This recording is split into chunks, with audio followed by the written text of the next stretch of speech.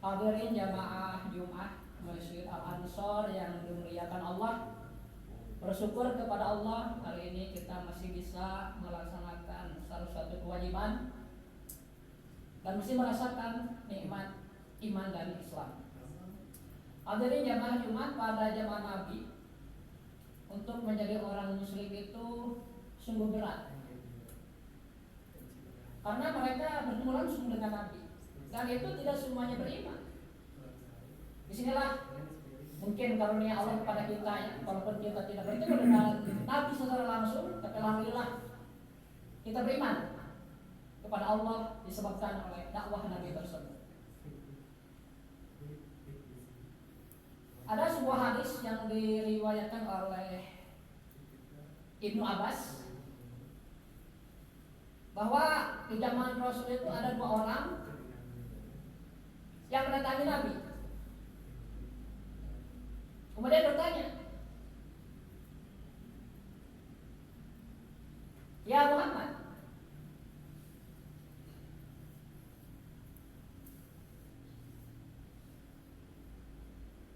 ilaman tad'una?" Wahai Muhammad, kepada siapakah engkau mengajak kami? Kemudian Rasul menjawab, "Ilallahi ta'ala, kami mengajak kalian untuk beriman pada Allah Subhanahu wa ta'ala." Faqala sibhu lana amin habib huwa aw min bidatin aw min hadidin aw min hasadin. Katakanlah kepada kami wahai Muhammad, apakah Allah itu terbuat dari emas atau dari perak atau dari besi atau dari kayu? Maka ketika itu turunlah surah Al-Ikhlas. Qul huwallahu ahad, Allahus samad, lam yalid wa lam yulad wa lam yakul lahu kufuwan ahad. Bagaimana pada akhirnya ketika dua orang ini datang kepada Nabi dan bertanya, artinya minta dikasih pelajaran, minta dikasih penjelasan, dan setelah diajarkan oleh Nabi, bagaimana akhirnya? Ternyata keduanya tidak mau beriman. Nauzubillah. Itu kerugian yang sangat besar, bertemu dengan Nabi tetapi tidak beriman juga.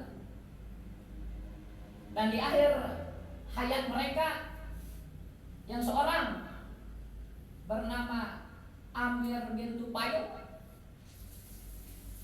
itu meninggal diberi penyakit taun. Kalau di kita namanya kolera. Itu hidup lama tapi sakitnya lah. Sedangkan yang satu lagi yang bernama Arbad bin Rabi'ah, dia mati disambar beleleng sekaligus matinya. Naudzubillah min dzalik. Oleh sebab itu khatib mengajak agar kita selalu bersyukur, walaupun belum ketemu dengan Nabi, tapi insya Allah kita akan beriman.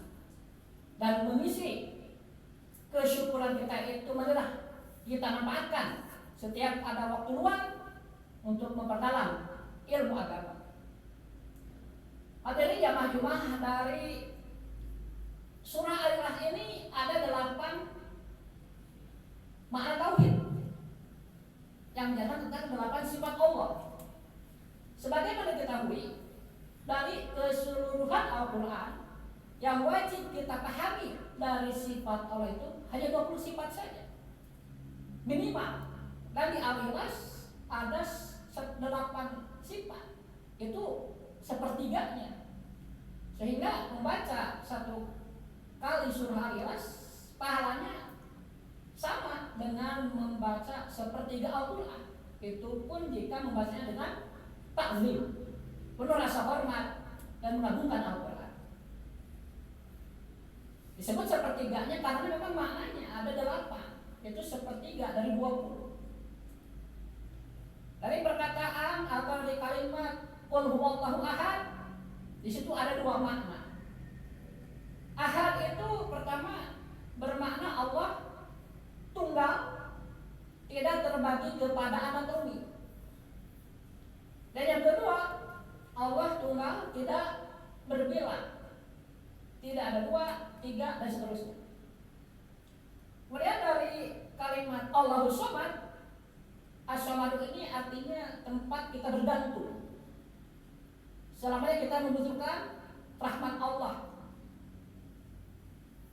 Dari perkataan lam yalid, artinya Allah tidak beranak. Dari perkataan lam yulad, Allah tidak diberanakan. Berarti ini sudah 5 sifat.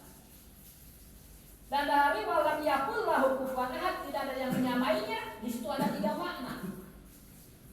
Yaitu tidak ada yang menyamai Allah dari sisi zatnya, tidak ada yang menyamai Allah dari segi sifat-sifatnya, dan tidak ada yang menyamai Allah dari segi af'alnya. Itulah 8 makna yang terkandung di dalam surah Al-Ikhlas yang wajib kita pahami. Barakallahu li wa lakum. Allahumma shalli ala sayyidina